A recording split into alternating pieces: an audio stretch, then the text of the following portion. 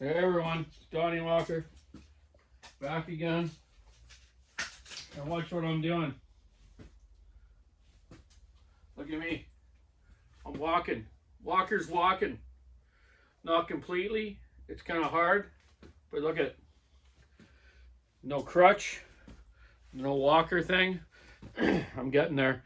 I'm hoping in another 2 weeks I'll be fully going, and be able to move stuff around a little better and run some saws and do housework, everything, you know. It's been having a bad foot or a broken leg is terrible.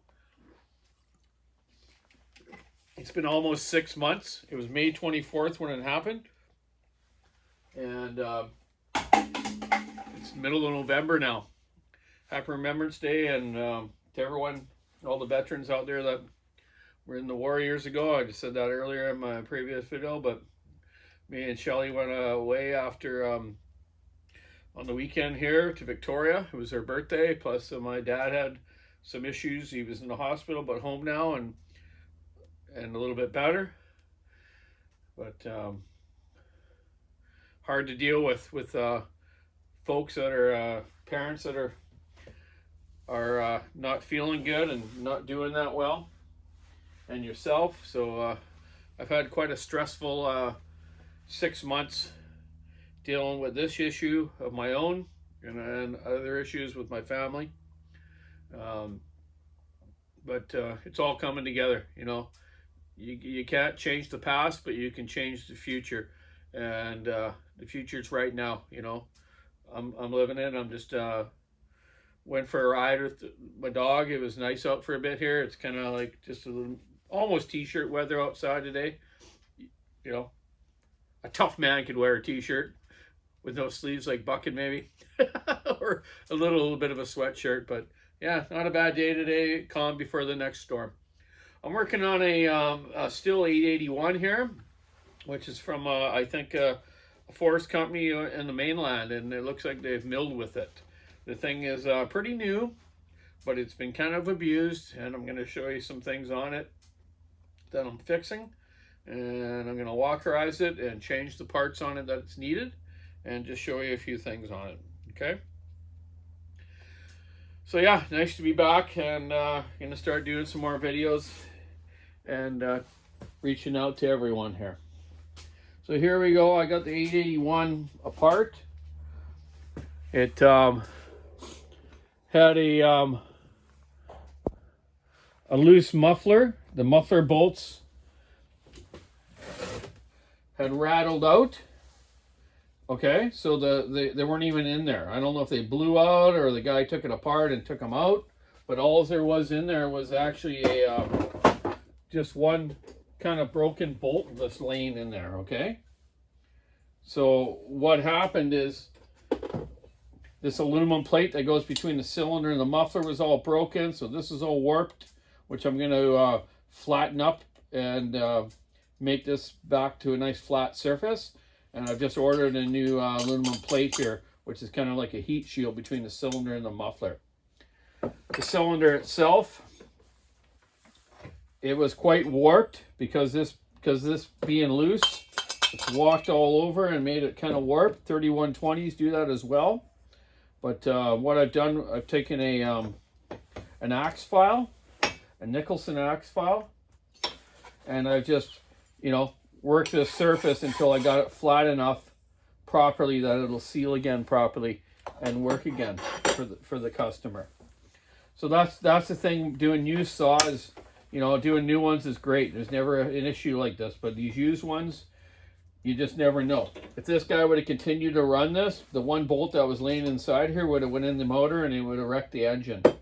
These cylinders, the cylinder kits themselves are probably, I would say with this model these days, with all the price increases, it's probably well over $500 for the cylinder and piston. So I'm gonna lucky he brought it to me at the time he did, and I'm gonna save it. So what I've done so far is I've resurfaced this area, and now I've drilled it to a certain size to put my inserts in. I'm gonna put some 5mm self-tapping inserts in here. and then hopefully he won't have this issue again. But people still got to be on top of servicing and checking it. Another issue with this saw, yeah, it needs a new sprocket, and a few other little things. But other than that, it's actually okay. It hasn't been used a lot, but I'll fix it up. It's got a missing dog bolt that I'll either put in, and if it's stripped, I'll put another insert in there. But I'm just going to show you now fixing this cylinder. I flattened this out and I got this nice now. I've drilled both holes with, I believe it's around a 17/64 or 17/32 drill bit. Not quite sure, but it tells you in the instructions when you buy these lovely inserts that I use. So now I'm going to put a couple inserts in the cylinder. Then I'm going to port it and fix the other stuff on the machine. I'm going to put one of Gordy's West Coast Saws bark box on it, and that'll probably give it about 3/4 of a horsepower gain versus stock. So now I'm going to tap it right now with a what is this thing? 8x1.25 tap, and that's the tap you use after you drill it to thread the inserts in. Hope everyone's having a good day out there. I can't believe it's the middle of November already. Wow. This 6 months of being injured and whatnot has kind of flown by, but really not, you know. It's like, oh, some days it's just like, wow, just get this over with. So here we go. I've drilled it. Now I'm just going to tap it. You know, and with tapping aluminum like this, just go easy. Try to keep your tap fairly straight. Move it back and forth a few times. You know, you could put maybe some cutting oil on this, but I don't really have any here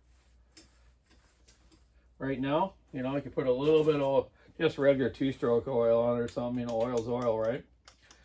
Well, not really, but whatever. Okay, so it makes it a little easier. Just turning it, you know, get a good turn in, back and forth a little bit, turn it, back and forth a bit. These are a great, powerful saw. They're nice. I would say, you know, how many cc's are these suckers? 122 cc's. So, you know, they're like the big block still, you know, like a 454 Chevy, right? Okay, so I tap this one. These are nice because they do have a rev limiter ignition, but they do have a two jet adjustable carburetor, low and high speed. Not like the 3120 where they have just a low speed adjustment and a rev limiter ignition of like 9,200 RPM. So these ones, the rev limiter I believe is around 11,600 maybe, or 11,400. I can't quite remember, but I believe it's something around there, which makes it kind of nice. You can adjust the carburetor. What you do with these ones, when you have a rev limiter ignition like that, is you want to adjust it so you hit that 11,400, let's say the rev limiter is, then richen it up until it's about 11.2, okay? Then you want to lean it out again until you hit the 11.4, but don't turn it in anymore, the high speed. Leave that high speed the way it is, so that way you don't run it too lean. And I've did that on previous videos showing how to adjust carburetors with governed ignitions. So if you know what the rev limiter ignition is, or governed ignition, whatever you want to call it, you want to always adjust the carburetor till you hit that rev limiter number, then, you know, back it off, then turn it in again till you just hit that number, but don't turn it in anymore or it'll run too lean. So in a way, it's a nice setup that these companies have done, but then in another way, people make a mistake and they keep leaning it out. It won't rev anymore, but it'll just run hot and you can seize your motor. Once you got these tapped, simply blow it out so all the debris is out of there. Take your inserts now. I'm going to use 5mm inserts. And these are made by KD, or I can't remember the exact company. I got them from one company for a while, a distributor for them. And then I ended up getting them from another company. But look them up if you want. They're great. They come in different sizes. I love using them. I've never had any really fail. And they're nice and narrow. What I mean by narrow is they're not very thick, so you don't have to make the hole so big to put them in. So I'm going to use 5mm, which originally was this hole size, but a person could actually even go 6mm if these ever fail, but I don't think they will. Okay, so we're going to put these in now. I just thread them in by hand because obviously the tap has done the work for me, right?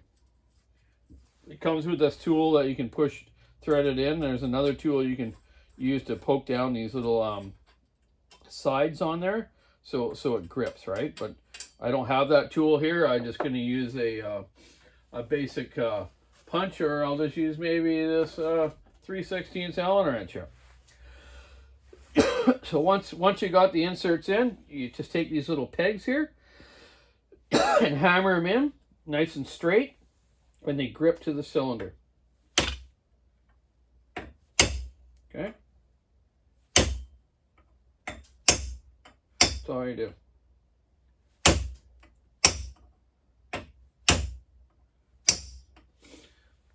I've hardly had any of these ever fail. I've had a couple that I've used for dog bolts or spike bolts on crankcases, where obviously maybe the bolt came loose and the guy didn't tighten it, so it rattled it loose, hey? But you know, you still got to be on top of it and do your maintenance. So there you go. I fixed this exhaust holes on this 881. And that's good, or it was going to cost the guy over $500 for a new cylinder kit. So I'm going to port it now, change the other stuff that needs to be changed, put it back together, run her up, talk to the customer about what he's doing with it. I know he's milling with it. I can tell from all the fines, right? Look at this air filter. Go like that. Look at that. Those are fines because someone's milling with it that probably doesn't know how to sharpen a chain very well, but that's what happens. So you want to make sure you have a good filtration system when you're milling, because those fines, you don't want to get going through these filters and into your motor to wear your intake out of your motor. I would say with this system, I would probably run a foam wrap around it. Some of the older 066s or 046s had that kind of a felt felt wrap to it. I'd put that on there and run that, and I'll suggest that to the customer and give them the part number, and Johnny can put that on there when he runs this and gets it back to the customer. Alrighty, so there you go. I just wanted to show you that. Now I'm going to clean this up a bit and take the piston off and clean it up and start cording it and go from there.